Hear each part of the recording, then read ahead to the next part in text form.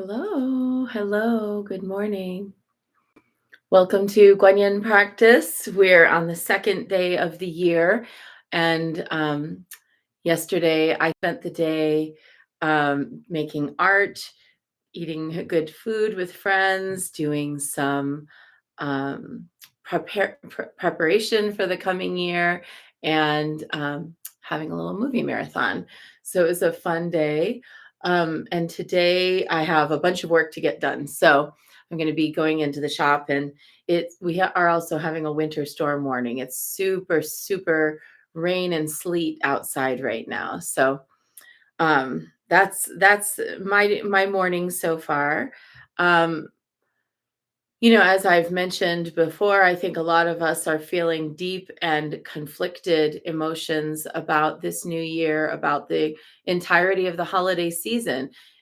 It's not easy to find a space to celebrate amidst the tragedy of our world that's happening right now.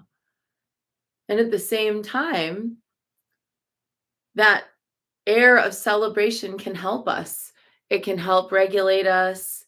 Hi there. Good morning, Sacred Moon. Um, it can help regulate us. It can help stabilize us. So let's today put our energies and efforts into that spirit of the coming year being a year of Jubilee. I picked the word Jubilee this year as my word of the year because I'm going to turn 50 this year. And that's a word that's traditionally associated with celebrations and increments of 20 and 50 years.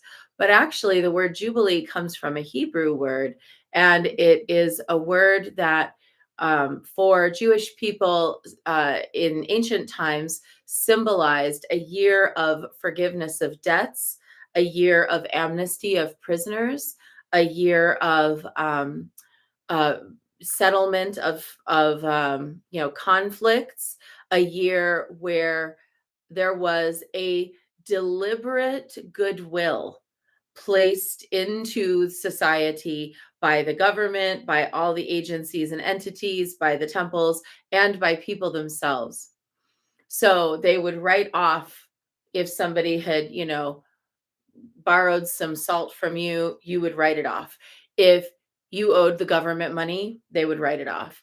If you were in jail for, theft or some petty crime, they would let you free. And I would love for us to have a spirit of jubilee this year, a true jubilee where we see those kinds of things happening, the forgiveness of debts, the release of those who are imprisoned and enslaved and prisoners of war, and also a deliberate act of peace in our world. So that's my hope.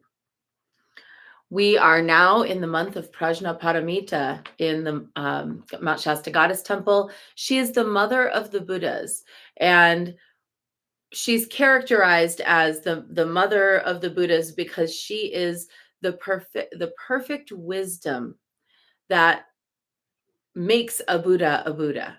So, what separates a Buddha from a regular person? Not that much, actually. We are all living in this relative space.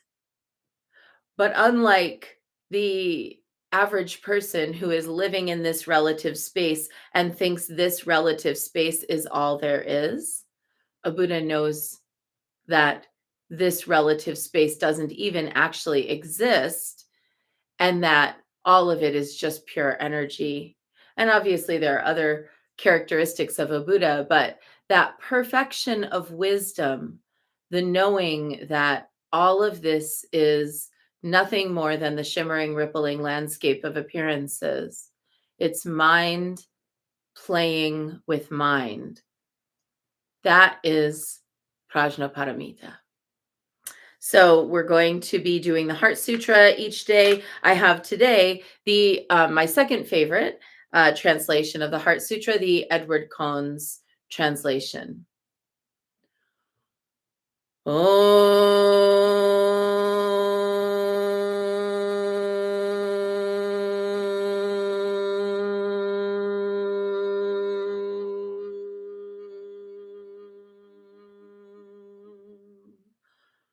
Homage to the perfection of wisdom, the lovely, the holy.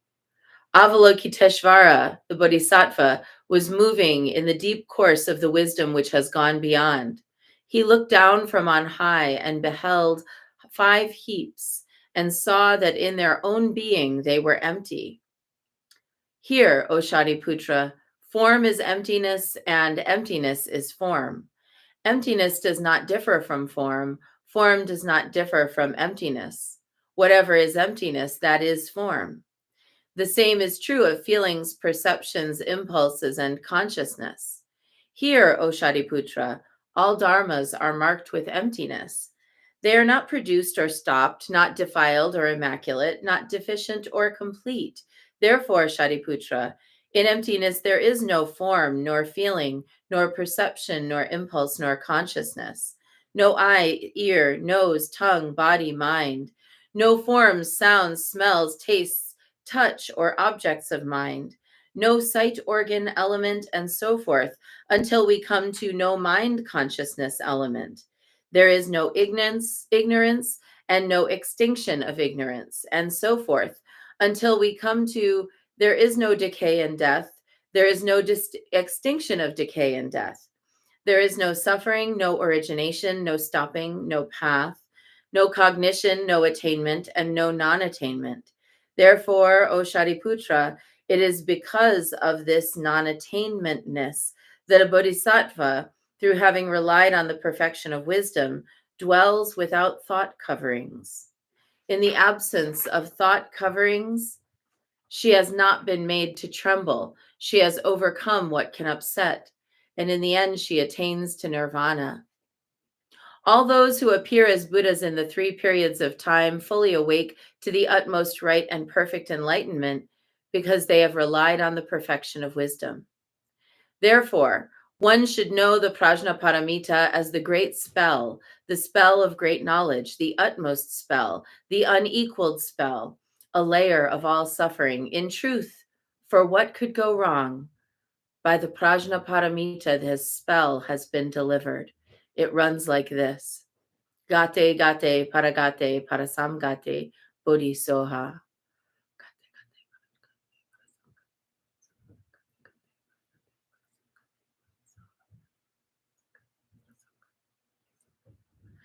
Gone, gone, gone beyond, gone altogether beyond. Oh, what an awakening. All hail. This completes the heart of perfect wisdom.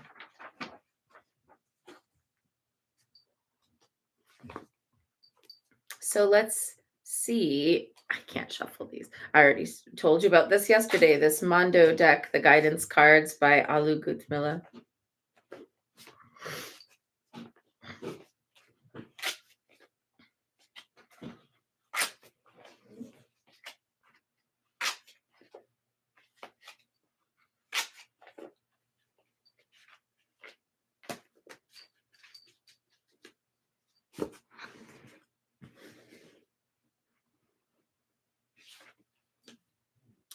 Who you are and what you do is most significant and important, whether your actions are grand or minuscule. Just participate and gently be who you are. Know that in 100 years' time, Google will have forgotten, but your walk through life will have left its footprint. I am a fertilized fallow field, nourishing life. What a powerful divination. Hi there, Joanne, Marvell, Lynn, Linda, Denise, Leslie. So there's something really powerful here because ego mind thinks our importance is related to worldly things. So what we may have accomplished, what we've done, who we know, where we've been. But pure wisdom mind knows that the willingness to nourish wisdom with holy presence is the essence of eternity. If we allow ourselves to be that vessel of perfect wisdom, that wisdom of knowing there's nothing going on here in this world that is so important that it should disrupt our attitude toward the sacred. That knowing that the wisdom, the energy, the matrix of wisdom bliss in the universe is the essence of our being. That is who we truly are. That's the most important thing that we can nurture in our lives. So, who you are and what you do is most significant and important. Know that in 100 years' time, Google will be forgotten, but your walk through life will have left its footprint. And today, I am a fertilized fallow field nourishing life. So that's our wisdom message for today, if that's what you were here for. Now let's dive in. We're going to start with 3 prostrations before the Shrine of Guan Yin.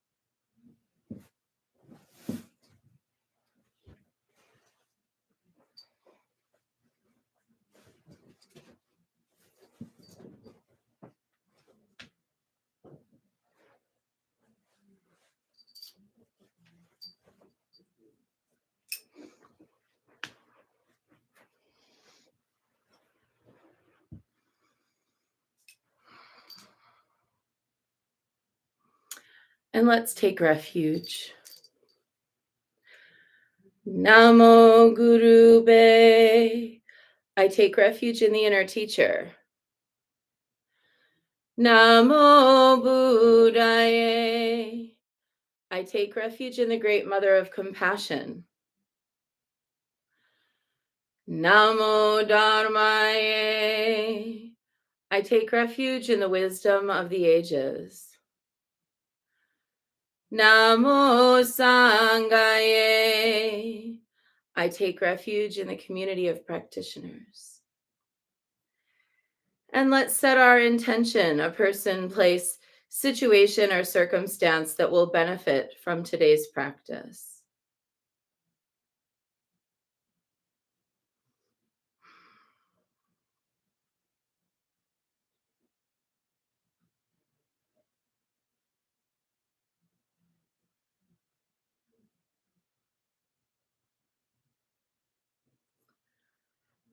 And let's recite the 4 immeasurables. May I be a source of loving kindness in this world and all worlds, bringing a generous heart to all my thoughts and doings. May I be a vehicle of compassion in this world and all worlds, ever mindful and aware of the tremendous suffering of others. May I be a brimming vessel of joy in this world and all worlds, delighting in the happiness of others as their suffering is alleviated. May I be a balance point of equanimity in this world and all worlds, seeing all as equals and all as deserving of goodness. And let's make our offerings.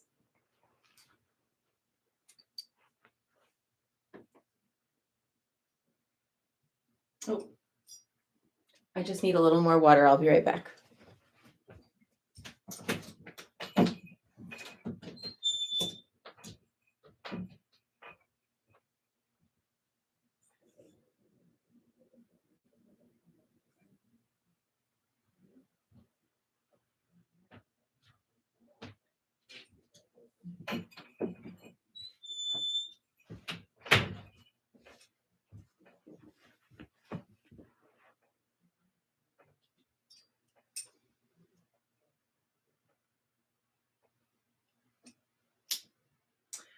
I light this candle as a symbol of the enlightening Dharma way. May it shine brightly for the benefit of all beings.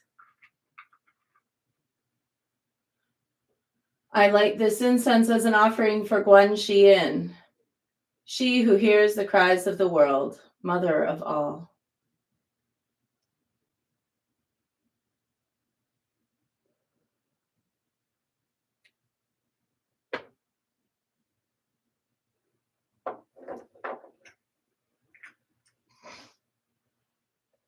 Om Ahum.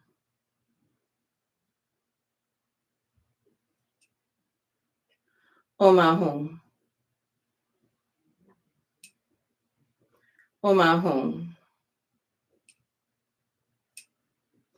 Om Ahum. Om Ahum. Om Ahum. Om Ahum.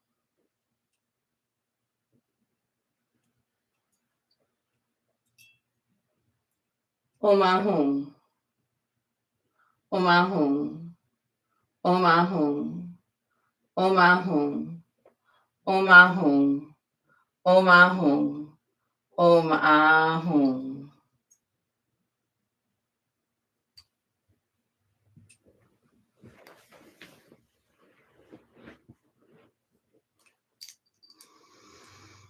Reverently I prostrate with my body, speech, and mind and present clouds of every type of offering, actual and virtual. I confess all my destructive actions accumulated since beginningless time and rejoice in the meditation of all holy and ordinary beings. Please, Guanyin, remain until the end of samsaric existence and turn the wheel of Dharma for sentient beings. I dedicate my own merits and those of others to the great enlightenment. 108 recitations of Namo Guanxi Pusa, asking Guanyin to please remind us whenever we get ourselves twisted in knots about whether we're being enough or doing enough, that our inherent existence is enough.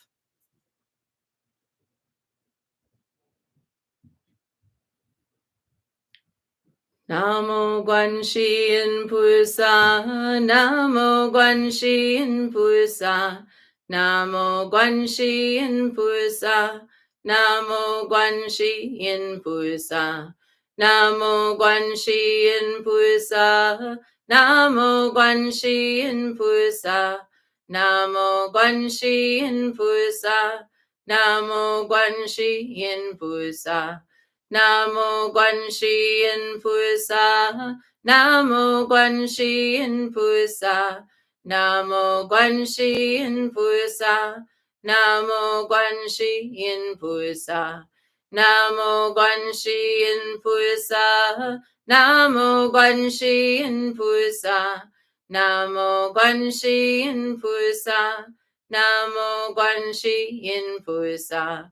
Namo Guanxi Pusa, Namo Guanxi Pusa, Namo Guanxi Pusa, Namo Guanxi Pusa, Namo Guanxi Pusa, Namo Guanxi Pusa, Namo Guanxi Pusa, Namo Guanxi Pusa. Namo Guanxi Pusa, Namo Guanxi Pusa, Namo Guanxi Pusa, Namo Guanxi Pusa, Namo Guanxi Pusa, Namo Guanxi Pusa, Namo Guanxi Pusa, Namo Guanxi Pusa. Namo Guanxi Pusa, Namo Guanxi Pusa, Namo Guanxi Pusa, Namo Guanxi Pusa, Namo Guanxi Pusa, Namo Guanxi Pusa, Namo Guanxi Pusa, Namo Guanxi Pusa. Namo Guanxi Pusa, Namo Guanxi Pusa,